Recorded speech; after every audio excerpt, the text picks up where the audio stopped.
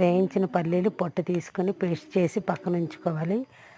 గ్లాసున్నర water పెట్టుకొని అందులో రుచికి తగ్గ సాల్ట్, కొంచెం కారం వేసి కొంచెం వాము కూడా వేయాలి. వాటర్ అనేది ఎక్కువ మరగక్కర్లేదు, కొంచెం వేడైతే సరిపోద్ది. స్టవ్ని ఆపేసి అందులోనే గ్లాసు గోధుమ నూక అనేది వేసి కలిపి ఉంచుకోవాలి. అందులోనే ఏ గ్లాస్తో గోధుమ నూక తీసుకున్నామో అదే గ్లాస్తో 2 గ్లాసుల వరిపిండి తీసుకొని మనం పేస్ట్ చేసాం కదా పల్లీ పేస్టు, అది కూడా వేసి కొంచెం గోరువెచ్చని వాటర్ వేస్తూ చూసుకుంటూ కలుపుకోండి. పిండి అనేది ఉప్పు కారం కూడా చూసుకోండి. అదంతా జంతికల పిండిలాగా కలుపుకొని ఒక 5 నిమిషాలు పక్కన ఉంచుకోవాలి.